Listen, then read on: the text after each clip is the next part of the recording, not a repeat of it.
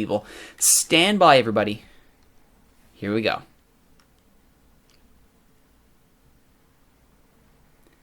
Hello, everybody. Rituro here, but you know me as Mr. Unemployable. That's right, we are back with yet another look at my attempts to survive an unemployed save file on Football Manager 2015. You will notice it is now January 1st, 2015, and I am still employed. It was not easy, but we finished in 10th. On 26 points. Only a last day result by Valdres stopped us from leapfrogging them and getting into 9th, which would have been very nice. It's all well and good that we didn't get relegated, and by a healthy margin by the end of the year. But the board wanted mid-table, and as such, they're not too happy with me. But first things first, let's take a look at the matches that happened since last time here. Of course, you saw that 1-1 draw with Elverum. We followed up against a match against relegated Rod, and we needed a result, and did we ever get it? 3-0 in our final home match of the season. Oh, this is what you wanted to see here. More importantly, that final goal there by Lyn Olsen, I'm going to show you that goal, and you're going to be very excited. You'll be very excited when you learn a little bit more about this kid. So, starts off with a throw-in here at the 20th minute. Simenstad to Hugdal to Skonard. Grim. Shot is saved by Holdevik. Opts for the quick clearance here. Oh, look, there's me over at the burger van. There's the quick clearance. Lands at the feet of the rolled player. Valo goes inside the Torseth. Bersdal goes long, but Ruben Allegre is there to pick that up. Sorum. Skonard goes long, and Berget is there ahead of the last defender, onside, back of the net. Thank you very much. 1-0, Gjøvik-Lyn. Not even a shout for offside. That's how perfect that run was. 17-4 the shots by the end of the game here. 8 of them were on target. 3 of them went in. Here's the second one. Sorum's cross into the area of a free kick is right to the head of Skonard. A brilliantly delivered free kick. That's actually Skonard's first ever goal for the club as far as the game is concerned. Very good to see him. And then, on this free kick, Svum, it's cleared. It falls to Horgan. Plays it inside. Lyn also takes 1-2 cracks at it and beats the keeper. That's his goal on his debut after just being brought up to the senior team. So he's one of our young prospects that we signed. Let's just take a look at this young kid here, Lyn Olsen. The assist there by John Horgan, of course, our 16-year-old right back, 16 years old. This is his senior appearance record. 7 and 6.7 with the kids, 8 and 8.1 with the main squad. He's scored a goal in each senior match. This kid is money, and I'm so glad we have him until 2017 on a youth contract. That is fantastic. So that win actually secured our berth in the second division. We were not going to be relegated no matter what happened with the rest of the season, but we still had to play for some pride here, and we got this. Was amazing. You think a 3-0 stomping when you should get one is good? How about a 2-2 draw against the second place team in the league? Now, it looked pretty bad early on as Nybergson's Freddie Borg scored but 5 minutes in to give the home side a 1-0 lead, and then Fredrik Gustafsson would make it 2-0 with the 8th minute. Let's look at the goals here. Jaffe, Nkuri, there's the cross, initially cleared here, and it looks like a good job to clear by Gjøvik-Lyn, but unfortunately nobody thinks to Mark Borg, who makes his run late, beats his man for the header, and it's in the back of the net. Not what you want to see, being beaten 5 minutes in, and especially on a late run to a header. Very short time later, Pachu gives away a foul. Ball is thrown back in. Nkuri, Holtz Torasen, Ayala Santa Cruz. Olsen, this is good possession here from Nybergsund. Gustafsson, then from distance, what were you doing there, Ostinsky? That little swat there with the left paw. I mean, they say it was a sublime strike, but for me, that was more of the goalkeeper not getting to the post and doing his job. However, but straight back just before halftime, Correa gets a toe poke on a Ruben Allegre free kick, and all of a sudden it's 2-1 before halftime. And at that point, Gjøvik-Lyn put up the walls. They withstood a barrage of shots. Again, 17-5 were the final in shots.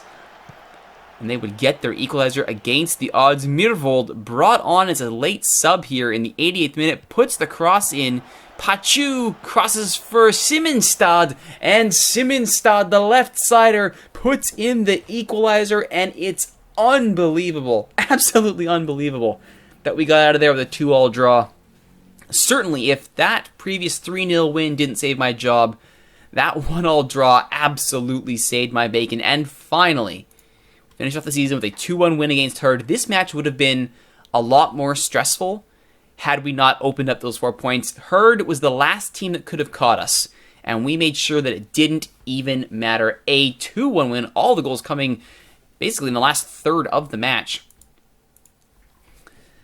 That lone striker, Ole Peter Berget, finally showing up at the end of the season. Buddy, where were you at the beginning? Could have used you. Anderson stops that attack there by Herd and gives it back to Olsztynski. Olsztynski goes long. Skonord to Sorum. Sorum then goes out wide. Great splitting of the field here. And Pachu puts in the cross. Berget toe pokes it.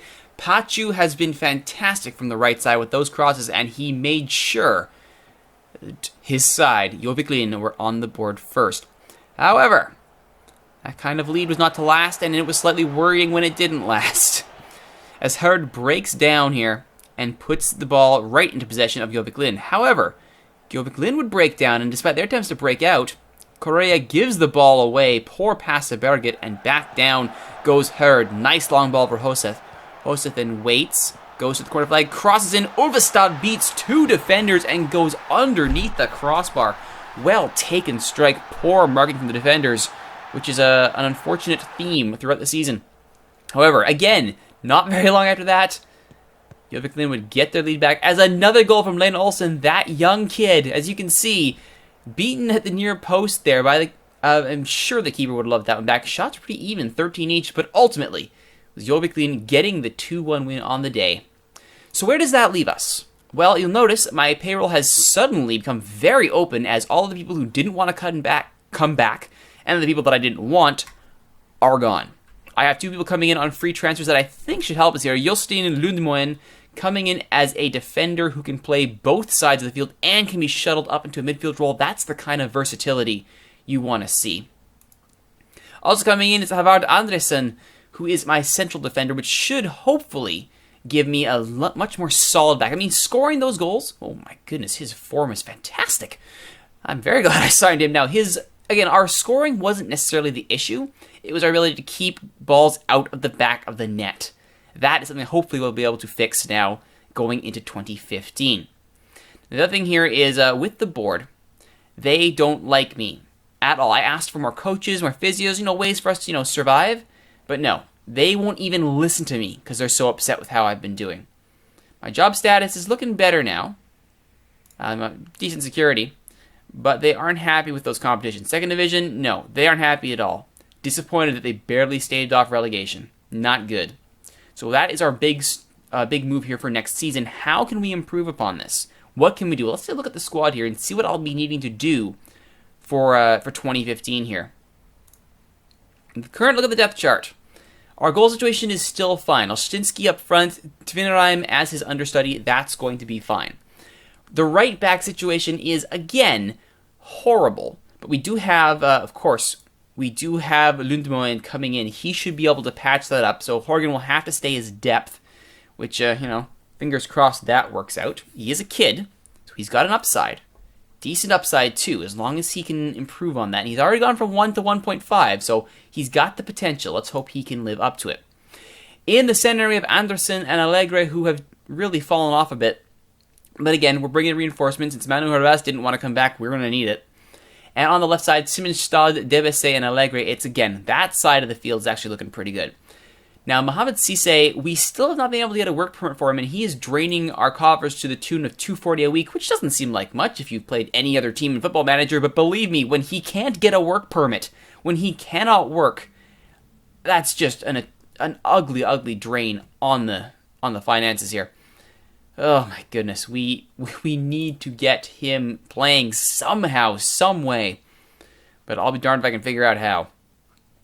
Meanwhile, elsewhere, Pachu and Oven Sorum will still hold on the left-hand side. Jan Axel Skolner is actually better at central mid than D-mid, which is interesting. Hopefully I can find a way to fit him in, perhaps in the 4-4-1-1, which may become our default formation going forward, since, I would have Correa there, but he's left. Anderson and Sveen are still my best strikers, which I find hilarious. My best defender Actually, a better striker. So that's what we need to do to improve. We need somebody who can play that attacking mid role to replace the departed Correa, and we need to make sure our backline is secure. If we can do that, we should be able to survive. Now again, easier said than done, right? And especially when the board doesn't like you, I mean, how do you make that work? Well, you make that work by living up to that potential, getting the results where you can, and if all else fails, finding a job somewhere else. But that's what I am looking to do next time. Hopefully, next episode, I will be into the thick of the Norwegian second division with a few good results, maybe getting a Norwegian Cup victory to boost the coffers somewhat. Thankfully, our jersey sponsorship, keeping that sponsorship level nice and high, but we're going to need more money to get ourselves out of the red and into a more financially secure situation. That'll be next time. My name is Rituro, but you can just call me Mr. Unemployable. We'll see you next time.